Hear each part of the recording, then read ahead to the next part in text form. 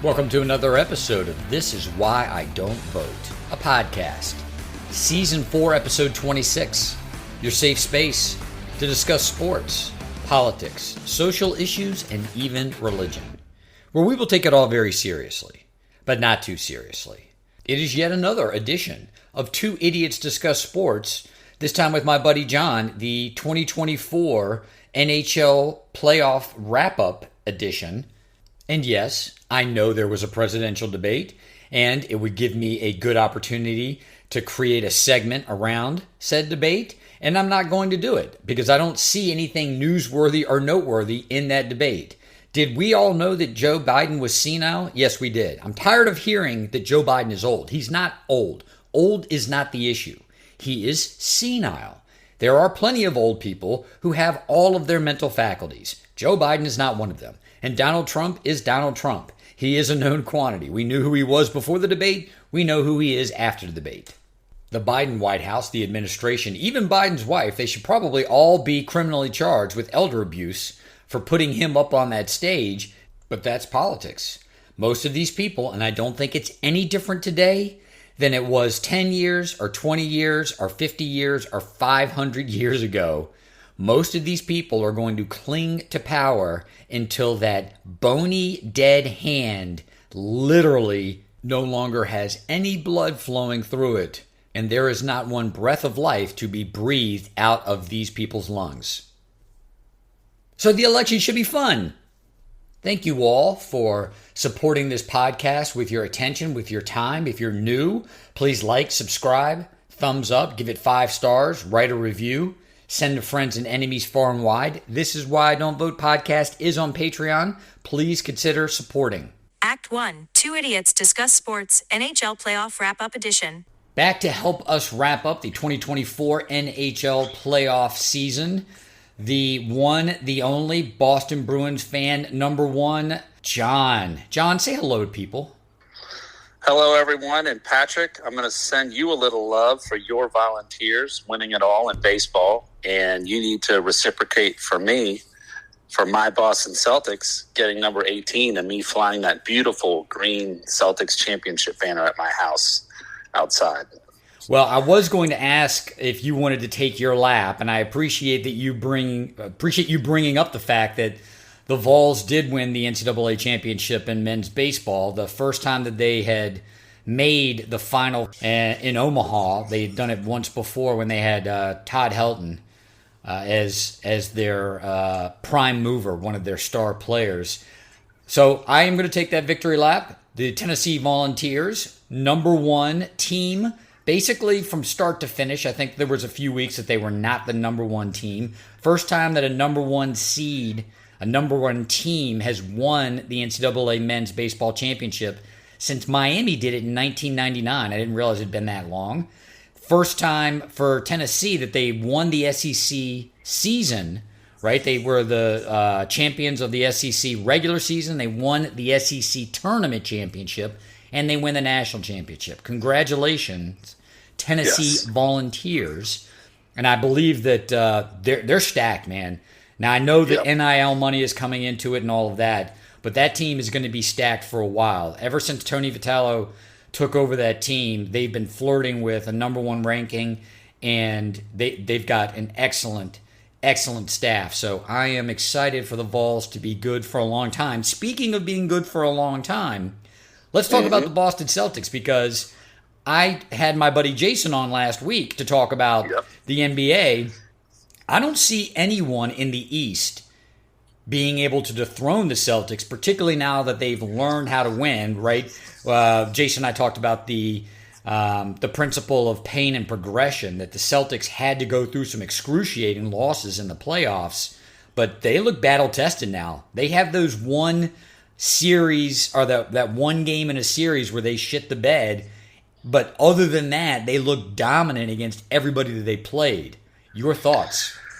Yeah, I mean, I knew that Porzingis would be key. Obviously, getting through Indiana was tricky. That's a heavy scoring team. It was nice to finally see a team play defense, which is the Celtics. So that's refreshing. That last game could have been a lot worse. If you look at the number of layups they missed in the third quarter, that was kind of brutal. I think maybe they need to take some just dunking lessons this summer. But all in all, it was cool. I think it would have been a lot tighter if it was Denver in there. But it's a miracle Dallas made it. But Dallas is going to be very solid next year. I look for the Celtics to, get back. It'd be nice if they would repeat and we could get a lot of championships coming in there again. I love the coach, the front office. They'll lose a couple coaches. Sam Cassell will move on, but they basically get to keep everybody, which is nice. Well, that's the threat of the Celtics is what substantial changes is that team making because of, a pending free agent or something to that effect. And really, they don't have any what I would call key positions that are under threat.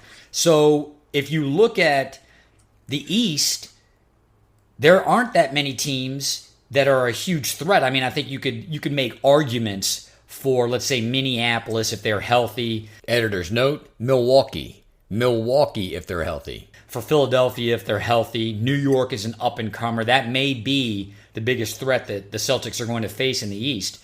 The West is clearly much better, and that's why it was so interesting that Dallas did make it out of the West. I don't see Dallas making it out of the West next year.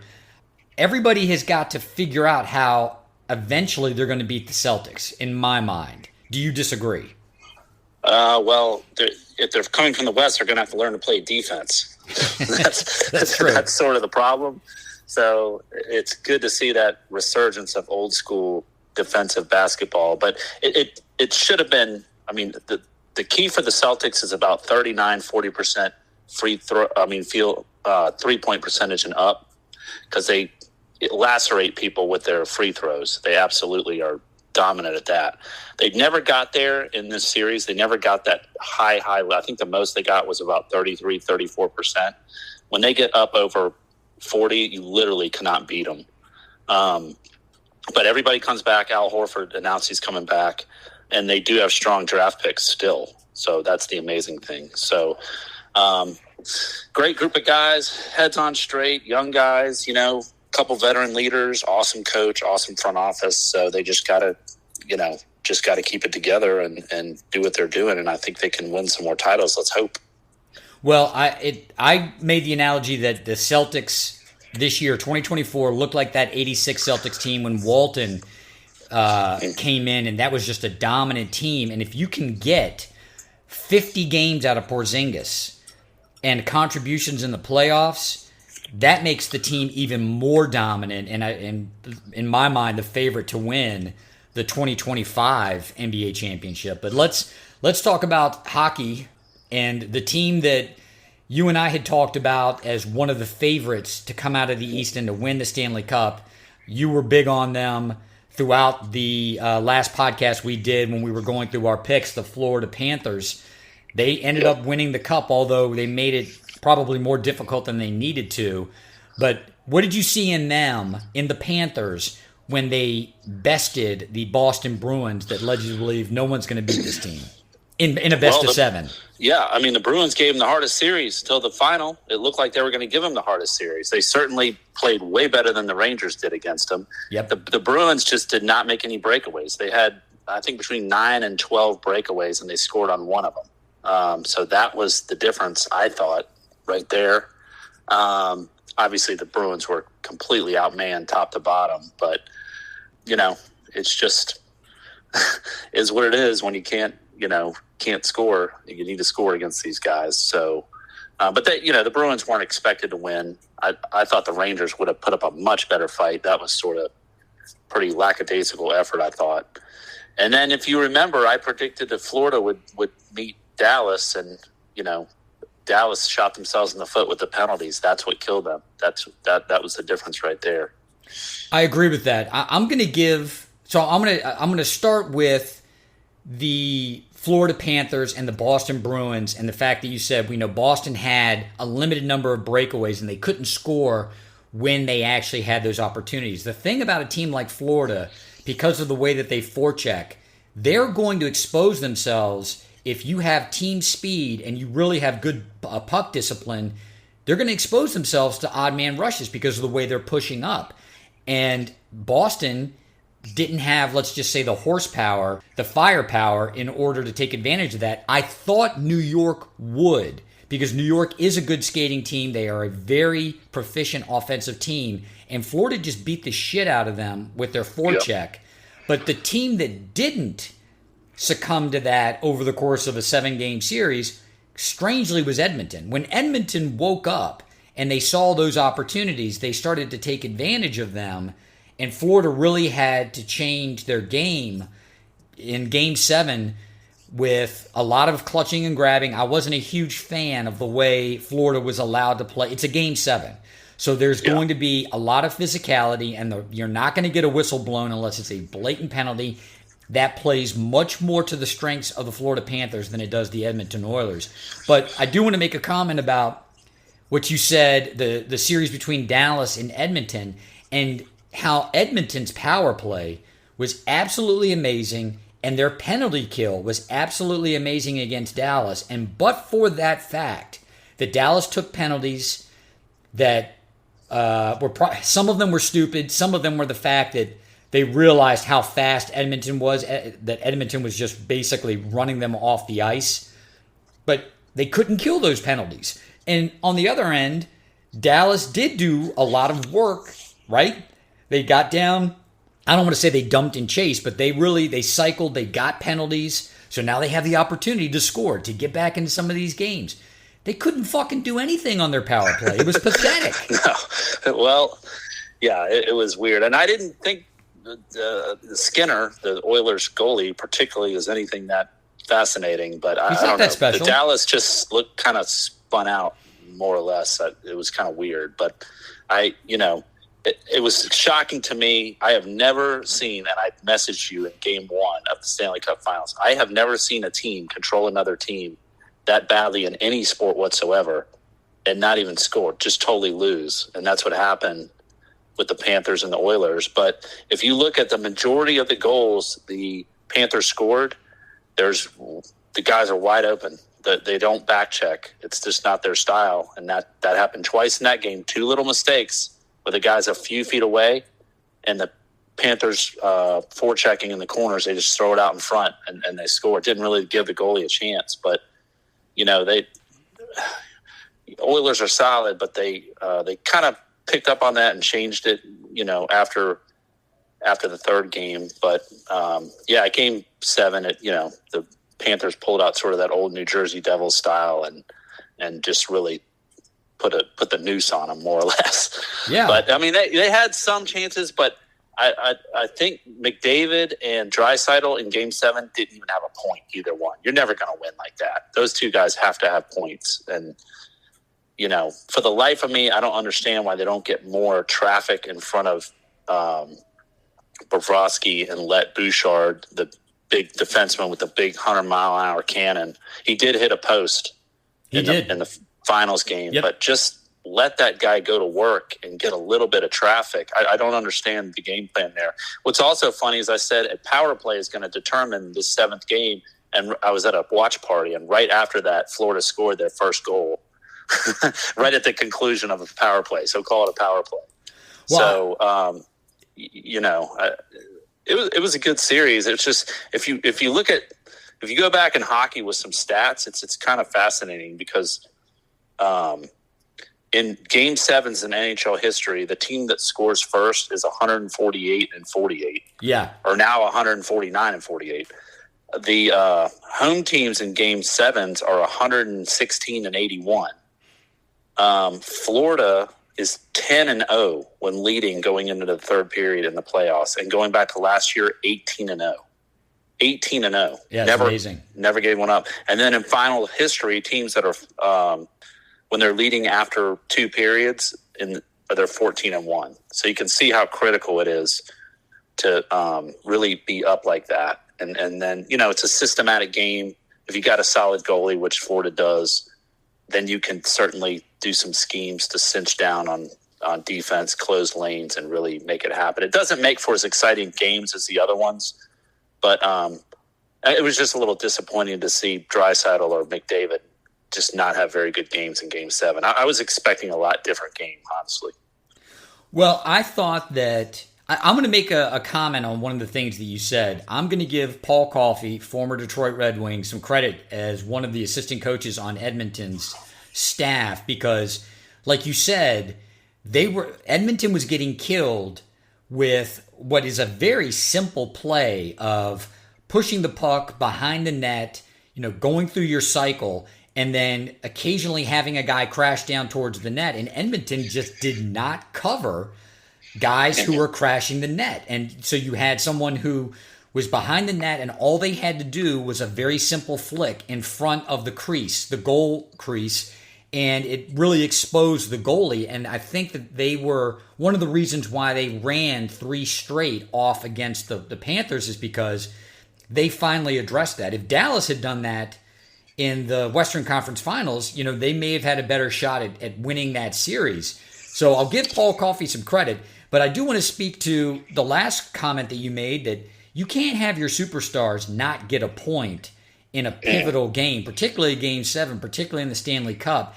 And I feel like, you're someone who's played hockey, you've been out there on the ice, you have a better idea of what is going through players' minds and what their vision is based on what they're facing, right? The kind of defense they're facing, particularly if they're an offensive player.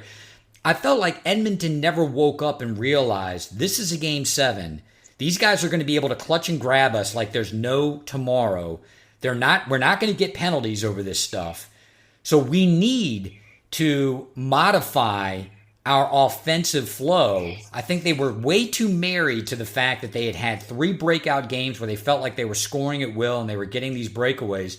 And they just refused to do what you were saying, which is get the puck in deep, particularly on that first line when you've got a defenseman that is offensive-minded, that has a 100-mile-per-hour shot, and let him pepper Bobrovsky and see what happens. Maybe it hits a player in front of the goal and you can get some kind of, I don't want to call it a shit goal, but you're a carom. Yeah, you're getting a carom, you're getting some kind of scoring opportunity outside of just creating it the way they scored their only goal, which was an amazing pass out of the defensive end, past the blue line, and then on a breakaway. It's Game 7. You're not going to get so many of those opportunities. And I don't think that McDavid and Draisaitl, they woke up to that. It was only like with 5 or 6 minutes left in the third period they realized, hey, I don't know that we're going to get the kind of room to skate that we were used to in the past 3 games.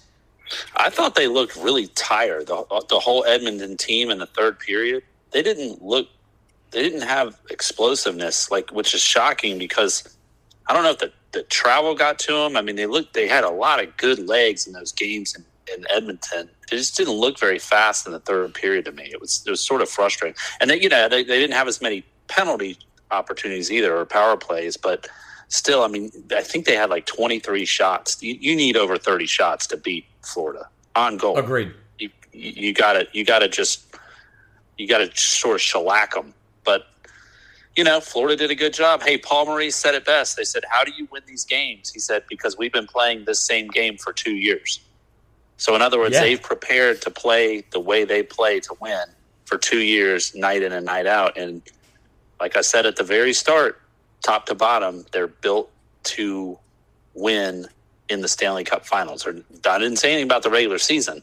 So once it gets to the playoffs, they are constructed to win, and there's no doubt about that. It does remind me of those old New Jersey Devils teams that ran that system that got them to the point where they played the New York Rangers in the 94 playoffs in the Eastern Conference Finals and lost in that Game 7 overtime. I think it was Game 7 overtime. And then they came back the next year in the strike-shortened season and won the Stanley Cup, and they were still a formidable team, even though they lost some of their key pieces because they ran a system that was built for the playoffs. Like you said, it's all about puck control. It's all about stifling other teams in their own defensive zone, and it's about being very patient, taking advantage of opportunities and not giving your opponent any. And Florida does that as well as any team has in the past 40 years. You could put them up with the the Canadiens in '93 and '85. You could put them up against those Jersey teams from the mid '90s. It's not an attractive product to watch. It is a winning formula, though. Yeah, it is. And like I told you way at the last podcast we did, if I'm starting a team tomorrow, I'm going to get as many Barkovs as I can. I don't care if I got to go to every corner of the globe. That's what I'm going to find, because right. he is the man. He's the one he's the reason they win right there. He is. If I'm starting an NHL team tomorrow, everyone would love to have a McDavid. I'm taking as many Barkovs as I can find. That's what wins hockey right there. Yeah. And maybe this is just like the Boston Celtics. Edmonton has been up and coming now for a few seasons. They're basically the Toronto Maple Leafs of the West, of the western part of Canada. And the Maple Leafs have never really come around. In fact, they've lived up to their 60, 70-year moniker of being failures and disappointments in the playoffs, whereas Edmonton is starting to come up. I'm wondering if Edmonton is that team that needed to go through this type of playoff loss so that these guys, particularly a McDavid, particularly a Draisaitl, it's their principle of pain and progression. They're now going to be better poised to come back and win the cup. I mean, Florida was just as good last year as they were this year. They ended up losing to Las Vegas, and I think that really helped sharpen their blade, so to speak. I'm wondering, do you agree whether or not Edmonton, maybe with just a couple of more pieces on the defensive end, would be in a position to be the dominant team in the West? Yeah, it's. I really thought Dallas was going to be the Vegas of this year. They were of last year. Dallas this year was going to be like the Vegas from last year, but again, very few flaws in that Florida team. Those are hard teams to beat. They really don't. They got experienced players. They've got skill. They've got two-way players. The goalie didn't play great for several. Some people even thought he was hurt for some of those games. He got lucky too. Let's face it, he did get lucky a lot of times. But some of those scrambles where he lost his stick and it was all chaotic and they still didn't score. But when it comes down to it, like I said, you need 30-plus shots. Again, the penalty kill for, Edmonton was fine until it wasn't in that last game. And granted, the penalty was over, but the Edmonton player had not gotten out in position. A guy left wide open on the doorstep. Right. Same thing. Shovel pass in from the corner. They score. I don't know why they can't fix that against Florida, but it's really strange. You can go back and look at all the goals, and they're the same instance every time where there's no one back checking. But I think maybe that's what gassed them out, was them having to play a little bit more two-way hockey than normal. That's a great point. It was really awesome to see down 3-0 to come back and tie it. That just never happens, and it's hardly ever happened. So it was really exciting. The other thing that was cool is there were a lot of Oilers fans in Miami. Yeah, there were a ton of them. So that was neat to see. Yeah, I think that the Oilers, they may have tired themselves out, even though, again, I give Paul Coffey all the credit in the world. They did back check. They did eliminate one of Florida's main offensive weapons. And Florida may be that type of team on offense. Again, what they do is relatively simple, but they do it extremely well. It's not the 10,000 different types of punches that a boxer can throw or a martial artist can throw. It's the one punch that they've mastered that's the biggest threat. And Florida seems to have mastered this ability to get the puck in deep and then just very casually have a guy come down, crash down the net, and they can score on that, and teams are just not that as disciplined as they need to be in the back check. I want to make a comment, though, talking about Bobrovsky and people saying that he didn't play as well. What I noticed, and a buddy of mine and I, we watched several of the games, is that whether or not this is a major flaw in Bobrovsky's game, or if it's just something that it's one of those tendencies that happens over the course of a limited series of games, he was giving up goals high on his stick side. Yeah, and Edmonton started going straight after it. He has not been the best at high shots because typically there's not that many breakaways in hockey, so he doesn't need to. but right. So I'd rather have a guy who's good low. But yeah, he does give that up. I don't know if he goes down a little too early or doesn't come out enough, But that's a known weakness in his game. But he still wins. He still won Vezinas. He's still the man. But again, a little more chaos in front of him, and a few more shots, could certainly help that. But again, you saw in the game they scored on a breakaway, so that's what it took to get that goal. But it's a dynamic series. If people watch the little things, and people who haven't played hockey don't understand, watch when they focus in on the boards, the play in the corners and along the boards. Watch all the Florida players, how good they are with their feet, their hips, their thighs, their shoulders and stuff at keeping that puck in at all costs. They just do not let it.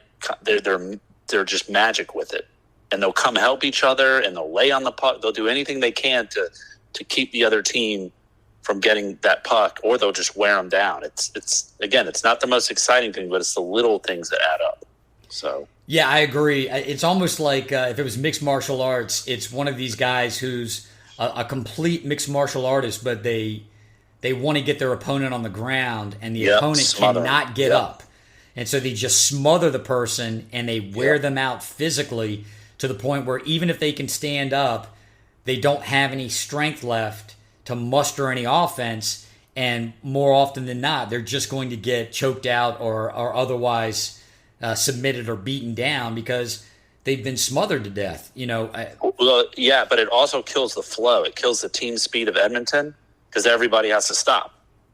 So it's like, it just gets you kind of out of whack, and it changes the whole flow of everything.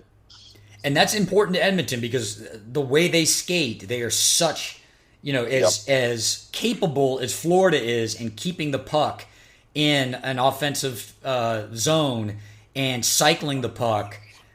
That is Edmonton when it comes to that open, free-flowing skating type hockey where they've just got so much speed. You do not want to let them get out and run, so to speak. And they did that. They were able to do that against Florida, making some changes. And again, if you're going to take that style of hockey versus Florida's style of hockey in a Game 7, particularly in a Stanley Cup, Florida's going to win probably 8 or 9 times out of 10 because they're going to allow, the referees are going to allow, all that clutching and grabbing. They're going to put their whistles in their mouths. I don't know if there's anything else. Do you have any other comments on either the Stanley Cup final or any of the other series before we go on to basically kind of next year? And then, of course, we need to talk about your boy Linus. Yeah. Well, the thing, I was just expecting a better Game 7. I was expecting a little more speed. The way, I don't know if Edmonton seemed a little tentative or whatever, but my thought is, what do you have to lose? Just, let it fly. Right. You know what I mean? Yeah. I just think it would have just looked better overall. But regardless, good experience for them. Congrats to the Panthers. One thing we have a big problem with in hockey now is people are wondering why all these Florida teams are doing it. Why Dallas? Why Florida? Why Tampa? Why Vegas? The NHL has himself in a big hole here with a tax situation with these players that want to go to these places. They can get paid less, but because of the taxes, they're fine with it. They actually net more at the end of the day. That's right. And they don't want to leave. So, and these teams are starting to have like Florida has this elite practice facility. I mean, do you want to be in Ottawa in the depths of hell and 4 feet of snow, or do you want to be where you can go jump on the beach? Your kids got great schools. You got no state taxes. It's beautiful weather all year round. I mean, it's causing a big problem, I think, in the league. And people, I think clearly you can see a lot of Canadian teams have suffered for years here. I think it has a lot to do with it because the owners of those teams can stack their teams top to bottom. They don't have to pay out as much because the players ultimately net more. It's a little bit fascinating, the economics, but I think that's why Tampa was so good for so long, and now Florida and Vegas. I mean, Dallas is going to be good for a while. I think that has a lot to do with it. I wouldn't be surprised if many of these guys, and I think it would probably translate to a number of other professional sports as well, where an agent's going to say, look, you can get a higher offer in LA, and you're going to pay a significant amount of that money, right? Because the way taxes work, you're getting taxed wherever the venue is. So if you're in Massachusetts, you're getting taxed at Massachusetts rates. Well, if you're going to play half of your home games in Los Angeles, in Seattle, in New York, you're paying significantly more state tax than you would in Florida or Texas or Nevada. So that's an interesting point. Yeah. Anything else before we get to you being Boston Bruins fan number one, your team losing one of two of their great goaltenders? It had to happen. They had to get rid of the payroll. Linus Ullmark did not want to leave. He loves Boston, as most people do. His kids love the school, love the city. Fans loved him.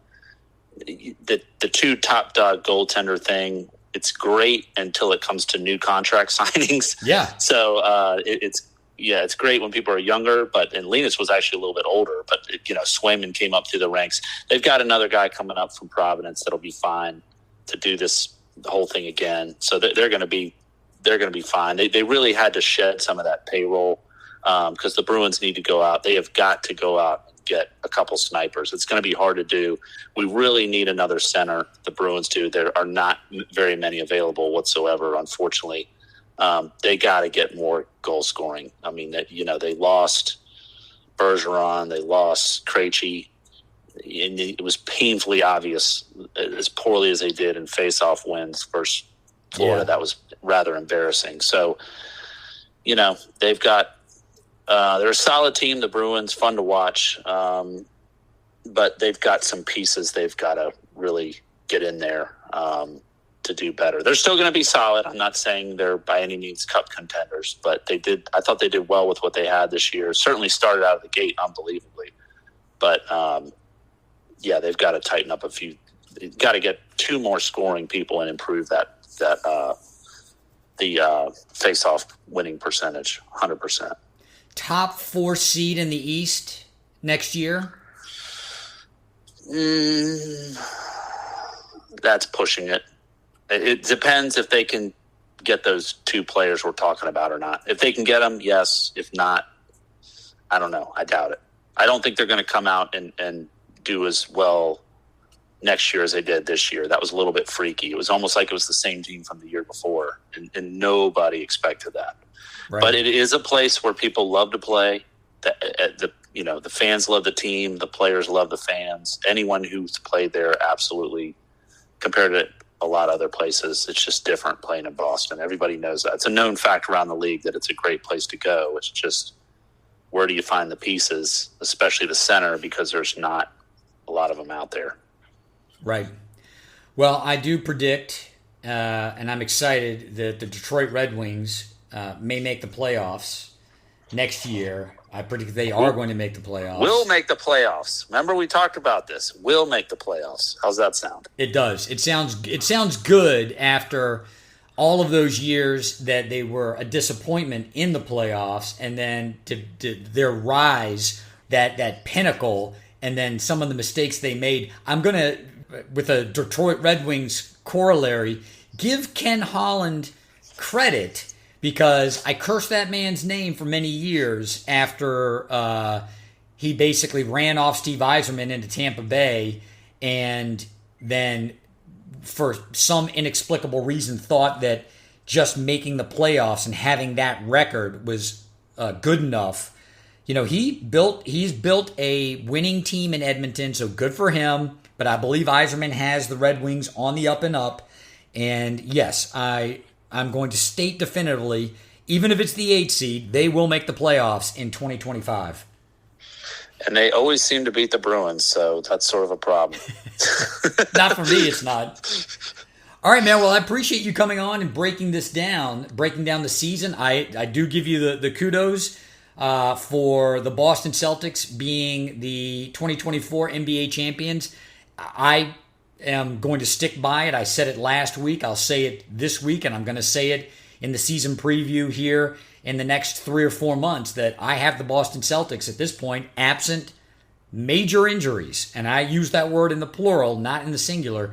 Absent major injuries, I see the Boston Celtics back in the NBA Finals in 2025. So it's just getting the rest of the teams. I'm looking at you, Boston Red Sox, getting the rest of the teams back on track. Yeah, don't even mention them right now. Fun to watch, steal lots of bases, but 500 club. It's kind of rough when those nasty Yankees are doing as well as they are, but another discussion for another time. But yeah, go Celtics. Let's just hope nobody gets hurt. I don't like injuries in any sport for any team, honestly, but I think Porzingis is a big key, and that's going to be the sort of the delicate flower on that team going into the playoffs next year. Right on. Well, thank you for coming on the podcast. I look forward to doing it again. All right, thank you. Act 2, Epilogue. I've enjoyed having guests back on the podcast. I've gotten lazy in trying to schedule people to come on, and so it's been nice to have some variety of content. It's easier to have a free-flowing conversation and edit that versus having to map out and write out my own content. Next week, I will no doubt talk about the United States of America in the Copa America tournament that is going on right now in international soccer, and maybe even make a comment on the New York Metropolitans, although I want to save all of my thoughts for my Two Idiots Discuss Sports breakdown, the All-Star break with Brian. It is the same for all of us. We shall see what the week brings. This is Why Don't Vote, a podcast.